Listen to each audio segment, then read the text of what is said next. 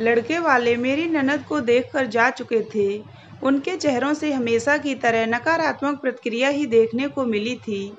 कोई कमी नहीं थी उनमें। पढ़ी लिखी, कमाऊ, अच्छी कद-काठी की, नैन नक्श भी अच्छे ही कहे जाएंगे। रंग ही तो सांवला है। नकारात्मक उत्तर मिलने पर सब यही सोचकर संतोष कर लेते कि जब कुदरत चाहेगी तभी रिश्ता तय होगा। लेकिन दीदी बेचारी बुझ सी जाती थीं। उम्र भी तो कोई चीज़ होती है। इस मई को दीदी पूरी 30 की हो चुकी थीं। ज्यों-ज्यों उम्र बढ़ेगी त्यों-त्यों रिश्ता मिलना और कठिन हो जाएगा। यह सोचकर मेरे सास-ससुर को रात-रात भर नींद नहीं आती थी। लेकिन हर किसी से भी तो संबंध नहीं जोड़ा जा सकता था। कम से कम मानसिक स्तर तो मिलना ही चाहिए। एक सांवले रंग के कारण उसे विवाह करके कुएं में तो नहीं धकेल सकते। सोचकर सास-ससुर अपने मन को समझाते रहते। मेरे पति रवि दीदी से साल भर छोटे थे, लेकिन जब दीदी का रिश्ता किसी तरह भी होने में नहीं आ रहा था, तो मेरे सास-ससुर को बेटे रवि का विवाह करना पड़ा। था भी तो हमारा प्रेम विवाह। मेरे परिवार वाले भी मेरे विवाह को लेकर अपने आप को असुरक्षित महसूस कर रहे थे। इन्होंने भी जोर दिया तो उन्हें मानना पड़ा। आखिर कब तक इंतजार करते। मेरे पति रवि अपनी दीदी को बहुत प्यार करते थे। आखिर क्यों नहीं करते। थी भी तो बहुत अच्छी, पढ़ी लिखी और इतनी ऊंची पोस्ट पर कि घर में सभी उनका बहुत सम्मान करते थे। रवि ने मुझे शादी के तुरंत बाद ही समझा दिया था कि मैं दीदी को कभी यह महसूस न होने दूं कि वे इस घर पर बोझ हैं। उनके सम्मान को कभी ठेस नहीं पहुंचनी चाहिए। इसलिए कोई भी निर्णय लेते समय सबसे पहले दीदी की सलाह ली जाती थी। वे भी हमारा बहुत ख्याल रखती थीं। मैं अपनी माँ की इकलौती बेटी थी, इसलिए उनको पाकर मुझे लगा जैसे मुझे बड़ी बहन मिल गई है। एक बार रवि ऑफिस टूर पर गए थे। रात काफ़ी हो चुकी थी। सास-ससुर भी गहरी नींद में सो गए थे, लेकिन दीदी अभी ऑफिस से नहीं लौटी थीं। चिंता के कारण मुझे नींद नहीं आ रही थी। तभी कार के हॉर्न की आवाज़ सुनाई दी। मैंने खिड़की से झांक कर देखा। दीदी कार से उतर रही थीं। उनकी बगल में कोई पुरुष बैठा था। कुछ अजीब सा लगा कि हमेशा तो ऑफिस की कैब उन्हें छोड़ने आती थी। आज कैब के स्थान पर कार में उन्हें कौन छोड़ने आया है। मुझे जागता देखकर उन्होंने पूछा, सोई नहीं अभी तक? आपका इंतजार कर रही थी दीदी।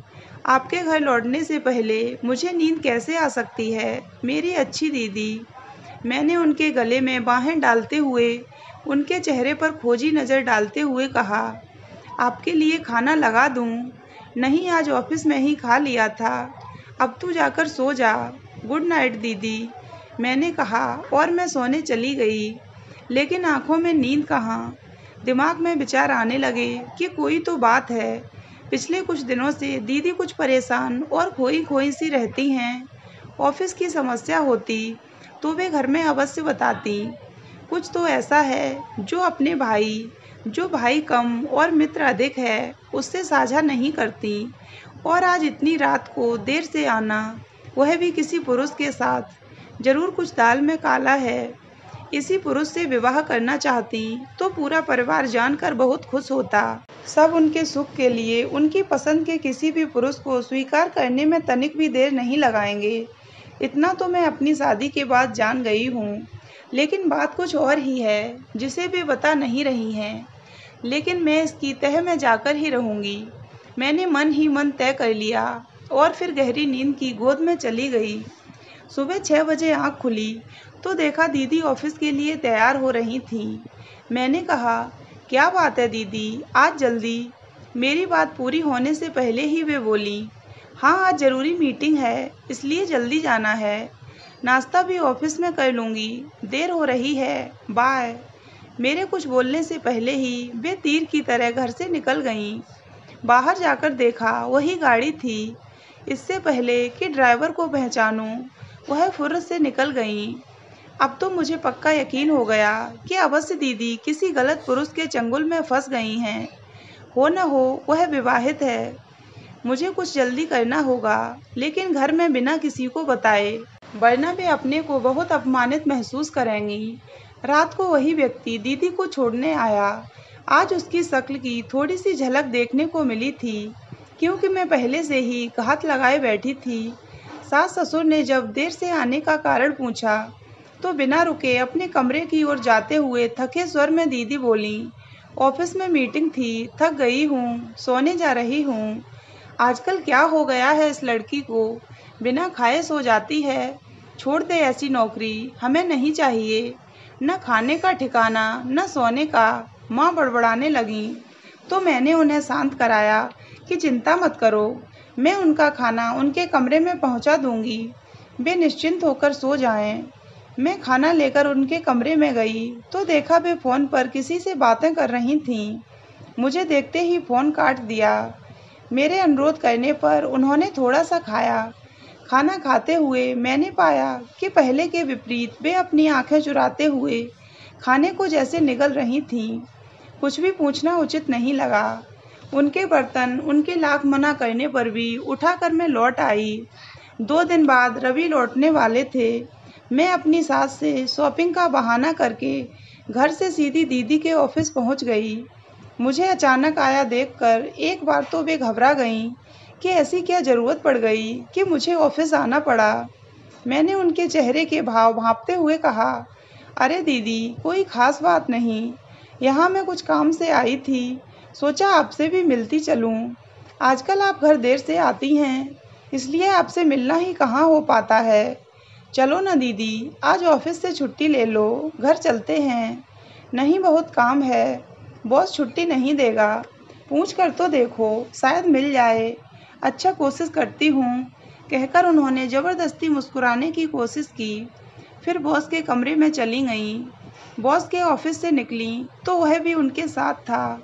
अरे, यह तो वही आदमी है जो दीदी को छोड़ने आता है, मेरे मुंह से अचानक निकला। मैंने चारों ओर नज़र डाली। अच्छा हुआ आसपास कोई नहीं था। दीदी को इजाज़त मिल गई थी।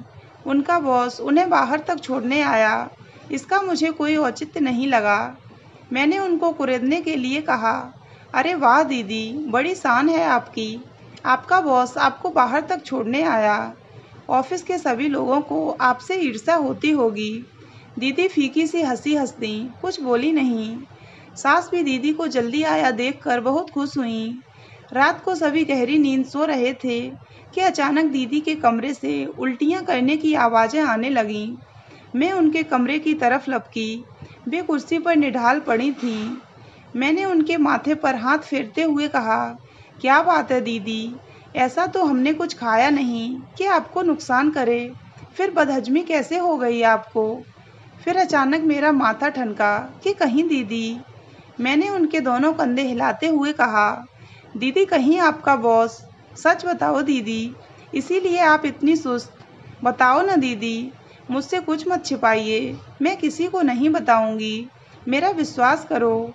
मेरा प्यार भरा स्पर्श पाकर और सांत्वना भरे शब्द सुनकर वे मुझसे लिपट कर फूट फूट कर रोने लगीं और सकारात्मकता में सिर हिलाने लगीं। मैं सकते में आ गई कि कहीं ऐसी स्थिति न हो गई हो कि अबॉर्शन भी न करवाया जा सके। मैंने कहा, दीदी आप बिल्कुल न घबराएं, मैं आपकी पूरी मदद करूंगी, बस आप सारी बात मुझे बता दीजिए। ज़रूर उसने आपको धोखा दिया है। दीदी ने धीरे धीरे कहना शुरू किया, ये बॉस नए नए ट्रांसफ़र होकर मेरे ऑफिस में आए थे। आते ही उन्होंने मेरे में रुचि लेनी शुरू कर दी और एक दिन बोले कि उनकी पत्नी की मृत्यु 2 साल पहले ही हुई है। घर उनको खाने को दौड़ता है, अकेलेपन से घबरा गए हैं। क्या मैं उनके जीवन के खालीपन को भरना चाहूँगी। मैंने सोचा शादी तो मुझे करनी ही है, इसलिए मैंने उनके प्रस्ताव को स्वीकृति दे दी। मैंने उनसे कहा कि वे मेरे मम्मी पापा से मिल लें। उन्होंने कहा कि ठीक है, वे जल्दी घर आएंगे।